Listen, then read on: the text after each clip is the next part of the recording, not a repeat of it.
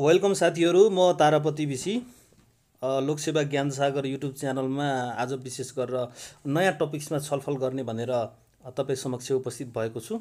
आशा छ भिडियो अन्त्यसम्म हेरेर साथ दिनुहुनेछ र यो भिडियोले तपाईँको लोकसेवा आयोगको विषयगत परीक्षामा जुन तयारी गर्दै हुनुहुन्छ त्यसमा एउटा सहयोगको रूपस्वरूप इँटाको काम गर्नेछ भन्ने मैले अपेक्षा लिएको छु। त अब सुरु गरौँ हाम्रो छलफल कार्यक्रम। आजको टपिक छ विकास योजना। अगाडि पनि भिडियोमा देखिसकेको छ के कुरामा हामी छलफल गर्छौँ भनेर। यहाँ अब यो विकास योजनाको बारेमा परिभाषाहरू अथवा चाहिँ त्यो त्यतातिर जानुभन्दा पनि विकास योजना के हो ठ्याक्कै भन्ने कुरा एक्ज्याक्टली पोइन्टमा हामी आउँछौँ। र विकास योजना भनेको मुलुकको सामाजिक, आर्थिक, सांस्कृतिक, मानवीय लगायत समग्र विकासको लागि उपलब्ध सीमित स्रोत साधनको आदर्शतम र महत्तम रूपमा बाँडफाँड गरी अपेक्षित रूपमा प्रतिफल प्राप्त गर्ने अधिकार प्राप्त निकायबाट तर्जुमा र स्वीकृत गराई कार्यान्वयनमा लगिने पूर्व निर्धारित खाका वा दस्तावेज नै विकास योजना हो। यो भनाइले सबै कुराहरू समेटेको छ। मुलुकको सामाजिक, आर्थिक, मानवीय सबै पक्षहरू आयो। त्यसमा चाहिँ सीमित स्रोत साधनको कुरा आयो, आदर्शतम तथा महत्त्वको बाँडफाँडको कुरा आयो, प्रतिफल प्राप्तको कुरा आयो, अधिकार प्राप्त निकायको कुरा आयो, हैन। अनि स्वीकृत गरी तर्जुमा गरी कार्यान्वयन गर्नेसम्म सबै कुराहरूको बारेमा चाहिँ यसले परिचय दिन्छ। त्यसकारणले गर्दाखेरि विकास योजना हो के हो भनेर भन्यो भने यो कुरालाई तपाईँहरूले एकदम सहयोग गर्छ। धेरै कुराहरू भन्दा पनि सटिक स्पष्ट यो कुराले जनाउँछ। त्यसकारणले गर्दाखेरि यो कुरालाई नै तपाईँले ख्याल गर्नुहोस्। अब हामी अगाडि बढौँ। नेपालमा विकास योजनाको विकासक्रम कहिलेदेखि सुरुवात भयो? थोरै इतिहासतिर पनि हामीले अध्ययन गर्नुपर्ने हुन्छ। आफ्नो ज्ञानको दायरालाई बढाउनको लागि इतिहासलाई पनि हामीले ख्याल गर्नुपर्ने हुन्छ। सर्वप्रथम के भएको थियो भन्दाखेरि 1992 सालमा जुद्ध शमशेरको 20 वर्षे कागजी योजना उहाँले चाहिँ तयार पार्नु भएको थियो। तर त्यो योजना चाहिँ कार्यान्वयनमा आएन है। तयार चाहिँ भएको थियो तर कार्यान्वयनमा चाहिँ आएन। र विक्रम सम्वत 2005 सालको 25 वर्षीय योजना समिति एउटा गठन पनि गरिएको थियो है। गठन गरियो तर चाहिँ त्यसले त्यति धेरै राम्रोसँग काम गर्न सकेन। 2008 सालमा योजना र विकास मन्त्रालयको स्थापना र सोही सालबाटै बजेट प्रणाली लागू गरिएको थियो। त्यो मन्त्रालय गठन गरियो तर योजनाबद्ध विकासको थालनी चाहिँ गरिएन। तर बजेट प्रणाली चाहिँ त्यस सालदेखि नै लागू भयो भने अन्ततोगत विक्रम सम्वत 2013 सालबाट योजनाबद्ध विकासको रूपमा पञ्चवर्षीय योजना लागू भएको थियो। त्यसकारणले गर्दाखेरि आजको हाम्रो विशेष टपिक भनेको आवधिक योजनाको कुरा हो। त्यसकारणले गर्दाखेरि 2013 सालबाट पहिलोचोटि नेपालमा पञ्चवर्षीय आवधिक योजना को सुरुवात भएको थियो। अब अगाडि बढौँ। त्यसै गरी 2013 सालमा कार्यकारी निर्णय गरी राष्ट्रिय योजना आयोगको स्थापना पनि 2013 सालमा भयो। त्यस्तै गरी 2014 सालमा योजना मण्डल ऐन, 2015 सालमा योजना परिषद गठन, 2018 सालमा राष्ट्रिय योजना परिषद गठन पनि गरिएको थियो। 2019 सालमा राष्ट्रिय योजना परिषद विघटन गरी राष्ट्रिय योजना आयोगको गठन गरियो फेरि है। 2029 जेठ 27 गते राष्ट्रिय विकास परिषदको गठन, जुन परिषद हालसम्म पनि राष्ट्रिय योजनाको एक महत्त्वपूर्ण मार्गदर्शक निर्देशक संस्थाको रूपमा क्रियाशील छ।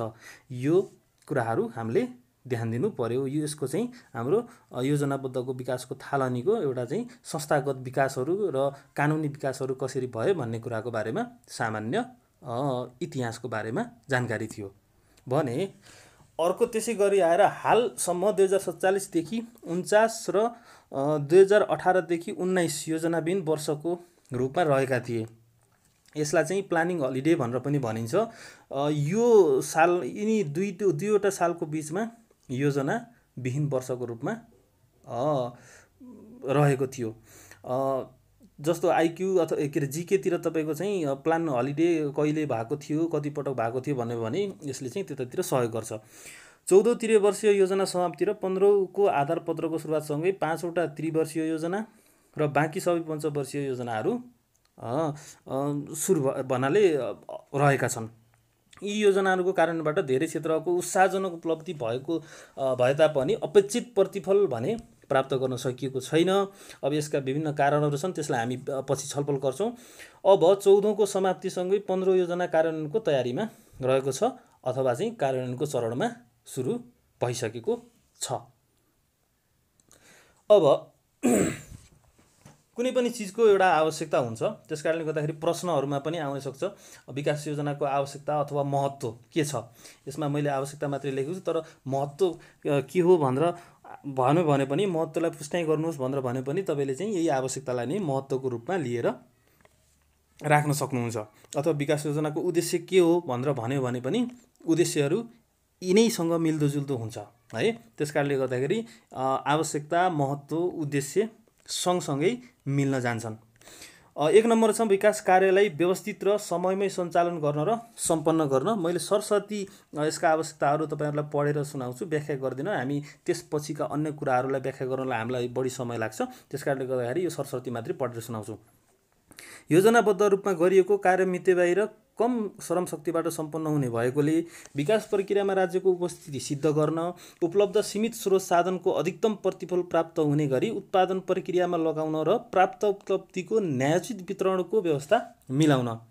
क्रमशः त्यस्तै छ। व्यापार चक्रबाट आउने उतार चढाव र सोबाट पर्न जाने नकारात्मक असरबाट मुलुकलाई बचाउन, बजार अर्थव्यवस्थाका विकृतिलाई नियन्त्रित गर्न, सहभागितामूलक विकासको मान्यतालाई अवलम्बन गर्न, सामाजिक न्याय, विकास, सुरक्षा र कल्याणकारी राज्यको अवधारणालाई आत्मसात गर्न, प्राथमिकताका क्षेत्रमा लगानी केन्द्रित गर्न, वैदेशिक सहायता परिचालनको उपयुक्त भूमिका निर्वाह गर्न, विकास प्रक्रियामा आधुनिक प्रविधि, स्थानीय प्रविधि र श्रम स्रोतको र साधनको उपयोग गर्न, सन्तुलित र सुनियोजित विकास गर्न। यो भयो विकास योजनाका आवश्यकताहरू। भने अब विकास योजना तर्जुमाका आधारहरू के हुन्छ? कुनै पनि चिजको एउटा आधार हुन्छ, त्यस कारणले गर्दाखेरि त्यो चिजको उत्पत्ति कुन आधारबाट भएको हो है। आधार भन्दा बित्तिकै कुनै पनि विषयवस्तुको उत्पत्ति को उसको बेस अथवा चाहिँ ऊ कहाँबाट जन्मेको, कसरी उम्रिन्छ त्यो चिज भनेको, कसरी जन्मिन्छ भन्ने कुरा हो। र योजना तर्जुमाका आधारहरूलाई यसरी व्याख्या गर्न सकिन्छ। यो कुरा छुटाउने हुँदैन, अरू दायाँ बायाँ नहेर्नुहोस्। राज्यका निर्देशक सिद्धान्त र नीतिहरू जुन संविधानको जुन अहिले वर्तमान संविधानको धारा तपाईँको चाहिँ कति राज्यका निर्देशक सिद्धान्त 50 र 51 चाहिँ नीति र निर्देशक सिद्धान्तहरू छन्। त्यसपछि गएर सरकारले अन्तर्राष्ट्रिय स्तरमा गरेका प्रतिबद्धता तथा सम्झौताहरू, यसमा चाहिँ UN चार्टर को एप्रुभलदेखि लिएर वातावरण सम्बन्धी, बालबालिका सम्बन्धी, मानवाधिकार सम्बन्धी यी सन्धिहरूलाई पनि ख्याल गर्नुपर्ने हुन्छ, आधारहरूलाई आधार मानिन्छ। सरकारले नागरिक समक्ष पेश गरेका घोषणा र प्रतिबद्धताहरू, अनि त्यस्तै गरेर सत्तामा भएका राजनीतिक दलका घोषणापत्र। अब यो थाहा भयो कि राजनीतिक दलको घोषणापत्र कति महत्त्वपूर्ण छ भनेर। किन भन्दाखेरि कुनै पनि पार्टी सत्तामा आउँछ भने उसले चाहिँ ल्याउने योजनाहरू त्यही घोषणापत्रलाई आधार मानेर ल्याउनुपर्छ भन्ने एउटा मान्यता छ, सिद्धान्त छ। अनि त्यस्तै गरेर घोषित राष्ट्रिय लक्ष्य र तथा प्राथमिकता क्षेत्रहरू, राष्ट्रिय लक्ष्यहरू के छन् जुन चाहिँ संविधानले सरकारले गरेको छ, प्राथमिकता क्षेत्रहरू के तोकेको छ, त्यसको आधार सरकारका नीति तथा कार्यक्रमहरू जुन वार्षिक रूपमा आउने गर्दछन्। त्यस्तै गरी मुलुकको सामाजिक आर्थिक अवस्था कस्तो छ, आम नागरिकका अपेक्षा, माग र दबावहरू कस्ता छन्, स्रोत साधनको उपलब्धता र कार्यान्वयनको क्षमताको लोखाजोखा कुराहरू भए, विगतको योजनाको समीक्षाबाट प्राप्त विश्लेषण, विद्यमान अवस्थाको स्वाट एनालाइसिस भनेको, स्वाट भनेको स्ट्रेन्थ, विकनेस, अपर्च्युनिटी र थ्रेट भन्छ यसलाई, टेक्निकल थ्रेट हैन। स्वाट भन्दा बित्तिकै, सर्ट एनालाइसिस भन्दा बित्तिकै स्ट्रेन्थ, विकनेस, अपर्च्युनिटी र थ्रेटहरू के छन्। स्ट्रेन्थ भनेको विद्यमान अवस्थाको चाहिँ मूल्याङ्कन कसरी भन्दाखेरि, स्ट्रेन्थ भनेको तपाईँको चाहिँ बलियो पक्ष, विकनेस भनेको कमजोर पक्ष, अपर्च्युनिटी भनेको अवसरहरू, थ्रेट भनेको चुनौतीहरू के छन् भनेको त्यो एनालाइसिस गरिएको हुनुपर्छ। उपलब्ध सूचना र तथ्याङ्कहरूको आधारमा हामीहरूले चाहिँ योजना तर्जुमा गर्दछौँ। अब आउँ योजना तर्जुमाका प्रक्रियाहरू। हरेक चिजको एउटा यो एकदम निकै महत्त्वपूर्ण कुराहरू मैले सेयर गरिरहेको छु। धेरै कुराहरू हुन्छन्, तिनी कुराहरूलाई हामीले सामान्य बुझ्न सक्छौँ, तर लोकसेवा आयोगको विषयगत परीक्षामा छुटाउने नहुने कुरा भएको कारणले गर्दाखेरि यो कुराहरू राखेको छु। योजना तर्जुमाका प्रक्रियाहरू के हुन् त?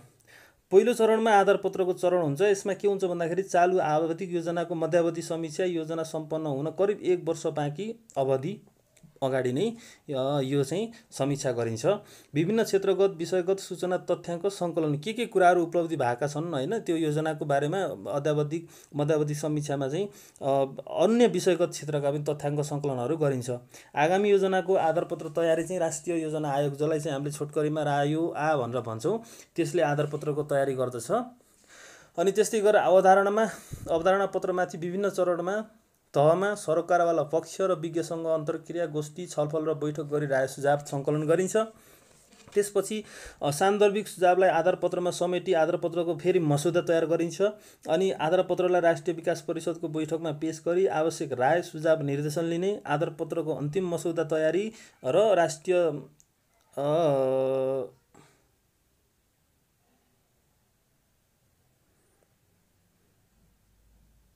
यो सु भएछ है, आधारपत्रको अन्तिम मसौदा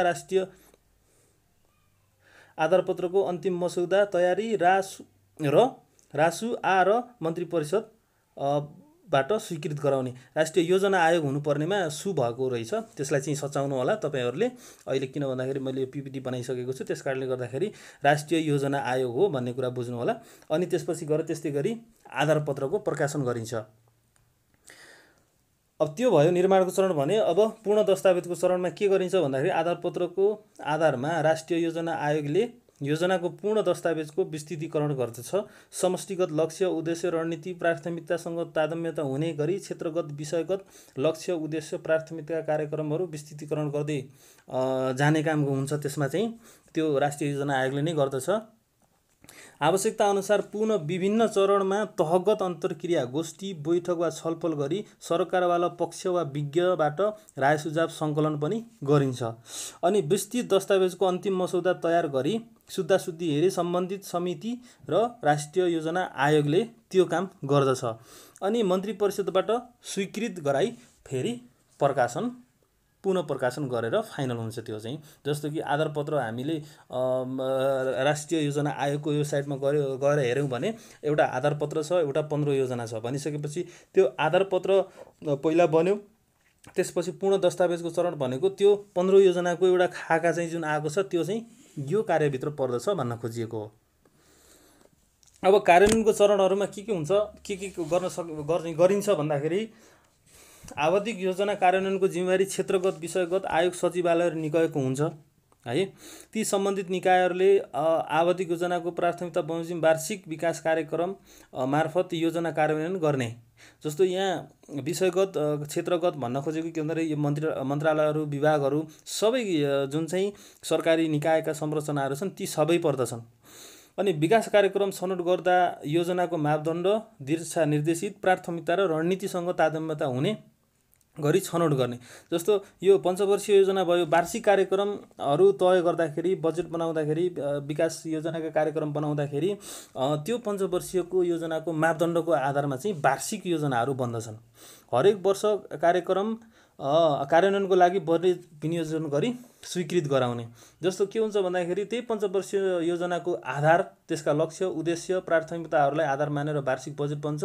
ती प्राप्त गर्नको लागि प्रत्येक वर्ष चाहिँ जुन आर्थिक वर्षको जुन बजेट हुन्छ अथवा चाहिँ जेठ 15 गते बजेट आउँछ व्यवस्थापिका संसद अथवा सङ्घीय संसदभित्र, उसले चाहिँ बजेट पास गर्दछ अथवा स्वीकृति गराउँछ भने अनुगमन र अब अन्त्यमा मूल्याङ्कनको चरण भनेर भनिन्छ। यो पहिलो पक्ष भनेको अनुगमनको कुरा आयो। योजनाको तर्जुमा पश्चात योजनालाई कार्यान्वयन गरिन्छ। कार्यान्वयन स्तरमा के कस्ता समस्याहरू, अवरोधहरू, जटिलताहरू सामना गर्नुपर्ने हुन्छ त्यसको बारेमा तर्जुमाकै समयमा अनुगमन गरिन्छ। त्यसको अतिरिक्त पनि समस्याहरू सिर्जना हुन सक्दछन्। यी सबै अवरोधलाई चिर्दै विकास योजनाहरू कार्यान्वयनमा लैजान बेला बखत अनुगमन तथा मूल्याङ्कन गरिन्छ। योजना विकासका क्रममा यो निरन्तर चलिरहने प्रक्रिया हो। यो भनेको अनुगमनको कुरा आयो भने अब मूल्याङ्कनमा के हुन्छ भन्दाखेरि कुनै पनि विकास आयोजनाहरू कुन हदसम्म सफल भयो वा भएन, योजनाबाट लक्षित समूह उप के कस्तो प्रभाव पर्न गयो, योजना सम्बन्धी क्रियाकलापहरूको सान्दर्भिकता रह्यो रहेन, यी सबै क्रियाकलापलाई व्यवस्थित आधारमा सूचकहरू समेत प्रयोग गरी अवलोकन एवं सुपरिवेक्षण गर्ने प्रक्रियालाई मूल्याङ्कन भनिन्छ। यो योजनाको अन्तिम चरण हो। अब योजनाको चरणको बारेमा हामीले चाहिँ अध्ययन गरिसक्यौँ। यसलाई तपाईँहरूले राम्रोसँग एकदम सटिक कुराहरूलाई मात्रै तपाईँले टिपेर त्यसलाई चाहिँ मनन गर्नुहोला। अब जुन मैले अघिल्लो भिडियोहरूमा पनि राखेको छु कसरी अध्ययन गर्ने भनेर, म तपाईँलाई चाहिँ राष्ट्रिय योजना आयोगको बारेमा यदि तपाईँहरूले हेर्नु भएको छैन भने यो भिडियोको तल लिङ्कमा त्यो लिङ्क सेयर गर्छु राष्ट्रिय योजना आयोगको, त्यसमा गएर तपाईँले अझै विस्तृत रूपमा चाहिँ हेर्न सक्नुहुन्छ। जस्तो एउटा फ्रेममा मैले राखेको छु योजना तर्जुमा प्रक्रिया, चालु योजनाको समीक्षा, अवधारणा पत्रको तयारी, मस्यौदा, आधारपत्र मस्यौदा, आधारपत्र अनुमोदन, विस्तृत योजना कार्यान्वयन, यो चाहिँ चलिरहने चरण प्रक्रिया साइकल हो एउटा, हैन। यसलाई देखाउन खोजिएको एउटा चाहिँ फ्रेममा। अब योजनाले अपेक्षित सफलता हासिल हुन नसक्नुका कारणहरू के हुन् त? हामीले यस्ता कुराहरूलाई हल्का रूपले एनालाइसिस गर्छौँ, तर एकदम सटिक र चुरो लाग्ने किसिमको चाहिँ हामीले विश्लेषण गरेर उत्तरमा लेख्नुपर्ने भएको कारणले गर्दाखेरि एकदम छोटकरीमा सर्टकट र सबै कुरा आउने गरी तपाईँहरूलाई म सरसर्ती यी कुराहरूलाई यहाँ भन्न चाहन्छु। अब यो योजनाले अपेक्षित सफलता हासिल गर्न नसक्नुका कारणहरूमा पहिलो छ अपर्याप्त र कम विश्वसनीय सूचना तथा तथ्याङ्कको उपलब्धता, जुन एउटा कमजोर पक्ष छ। नसक्नुको कारण कमजोरीहरू चुनौतीहरू के हुन् भनेर आयो भने यी कुराहरूलाई नै तपाईँहरूले टिपोट गर्दा हुन्छ। योजना तर्जुमा कार्यान्वयन र अनुगमन मूल्याङ्कन निकायको कमजोर क्षमता, विकासको ढाँचा र प्राथमिकताका सवालमा राजनैतिक सहमतिको अभाव, दीर्घकालीन सोच उद्देश्य र प्राथमिकताको बारम्बार परिवर्तन हुने, सरकार परिवर्तन भइसँगै ती कुराहरूलाई परिवर्तन गरिरहने, अनि त्यस्तै गरी वैदेशिक सहायतामाथिको आर्थिक निर्भरता। हाम्रो देशको राष्ट्रिय अर्थतन्त्र चाहिँ विदेशी सहायताबाट नै चल्ने अथवा रेमिट्यान्स दाताहरूले दिने पैसाबाट चल्ने भएको कारणले गर्दाखेरि त्यो एउटा कमजोर पक्ष समस्या हो। एकदम ठुला महत्त्वाकांक्षी उद्देश्य तथा लक्ष्यहरूको निर्धारण गर्ने गरिन्छ, जुन चाहिँ एकदम त्यो सपना देख्ने खालको हुन्छ, जसलाई वास्तविक धरातलमा सिद्ध गर्न चाहिँ एकदम निकै कठिनाइ हुन्छ, हैन। ठुलो सपना देखेर त्यो अनुसारको वर्कआउट, त्यो अनुसारको स्रोत र साधन हामीसँग छैन। त्यस्तै गरी योजना तर्जुमा कार्यान्वयन र अनुगमन तथा मूल्याङ्कनमा संलग्न निकायहरू बीचको समन्वय र सञ्चारको अभाव छ, जुन हामीले देख्न सक्छौँ। सार्वजनिक प्रशासनको क्षेत्रमा चाहिँ यो समन्वयको अभाव देखिन्छ। त्यस्तै गरी छ सरकारी निकायहरूको कमजोर खर्च गर्ने क्षमता।